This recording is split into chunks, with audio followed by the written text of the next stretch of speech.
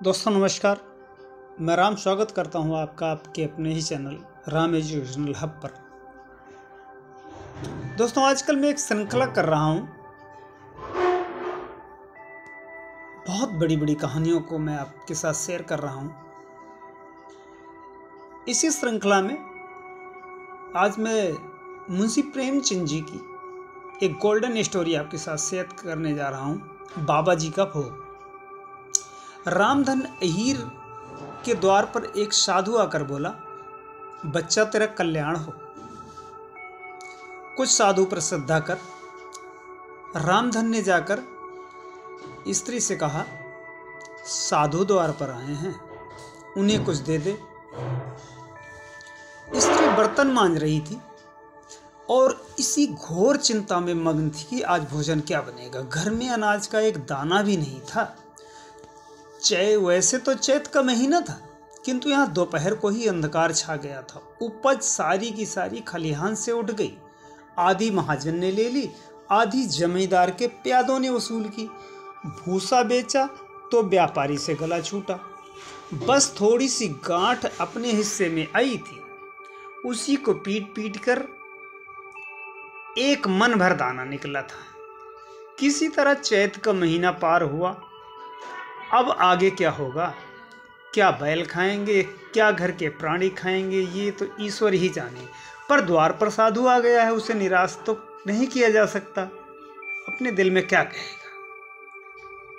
तो स्त्री ने कहा, क्या दे दूं, कुछ तो रहा नहीं। रामधन बोला, जा देख मटके में कुछ हो तो आटा वाटा मिल जाए तो लिया दे दूं। स्त्री ने कहा, मटके को झाड़ पोंछ कर कल ही चूल्हा जला था। स्त्री ने बोला कि जा करके बाबा जी से बोल दो कि बाबा जी कुछ है नहीं। अब रामधन बोला, मुझसे तो ये नहीं बोला जाएगा।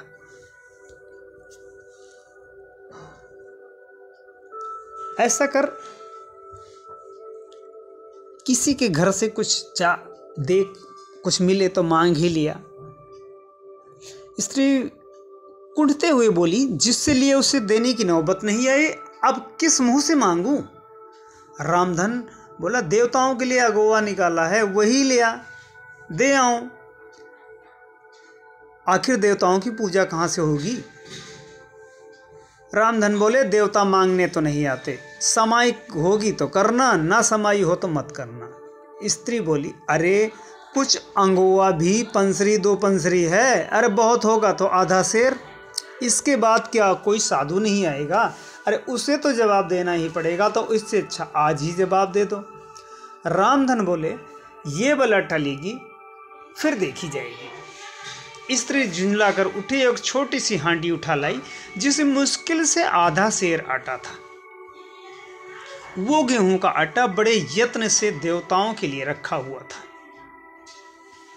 रामधन कुछ देर सोचता रहा, तब आटे के एक कटोरे में रखकर बाहर आया और साधु की झोली में डाल दिया। अब महात्मा जी ने आटा लेकर के कहा, बच्चा अब तो साधु आज यहीं रमेंगे, कुछ थोड़ी सी दाल लिया, साधु का भोग लग जाए। रामधन ने फिर आकर स्त्री से कहा, संयोग से दाल घर में थी। रामधन ने दाल नमक उपले जुटा दिए, फिर कुएं से पानी खींच लाया। साधु ने बड़ी बीत से बाटियां बनाई, दाल पकाई, आलू झोली में से निकाल करके भुर्ता बनाया। जब सब सामग्री तैयार हो गई तो रामधन से बोले, बच्चा भगवान के भोग के लिए कौड़ी भर घी चाहिए, रसोई पवित्र ना होगी तो भोग कैसे लगेगा। रामधन बोले, बाबा जी घी तो घर में नहीं है। साधु बोला, बच्चा भगवान का दिया तेरे पास बहुत कुछ है, ऐसी बातें मत कह। रामधन बोले, महाराज मेरे गाय भैंस कुछ भी नहीं है। अरे जाकर मालकिन से तो कहो। रामधन ने जाकर स्त्री से कहा, घी मांगते हैं, मांगने को भीख, पर घी बिना कौर ही नहीं धंसता। स्त्री बोली, इसी दाल में से थोड़ी लेकर के बनिए के यहाँ चले जाओ। जब सब किया है तो इतने के लिए उन्हें नाराज क्यों करते हो। अब किया गया, साधु जी ने ठाकुर जी की पिंडी निकाली, घंटी बजाई और भोग लगाने बैठे। खूब तनकर खाया, पेट पर हाथ फेरते हुए द्वार पर लेट गए। थाली बटली कलछुली रामधन घर में मांजने के लिए उठा ले गया। उस दिन रामधन के घर में चूल्हा नहीं जला, खाली दाल पकाकर ही पी ली। रामधन लेटा लेटा यही सोच रहा था कि मुझसे तो अच्छे यही हैं।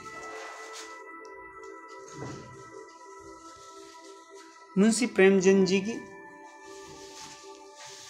किरदार बोलते हैं। उम्मीद करता हूं कि कहानी आपको अच्छी लगी होगी। अगर कहानी आपको अच्छी लगी तो आप चैनल को सब्सक्राइब कीजिएगा, लाइक कीजिएगा और शेयर कीजिएगा। धन्यवाद।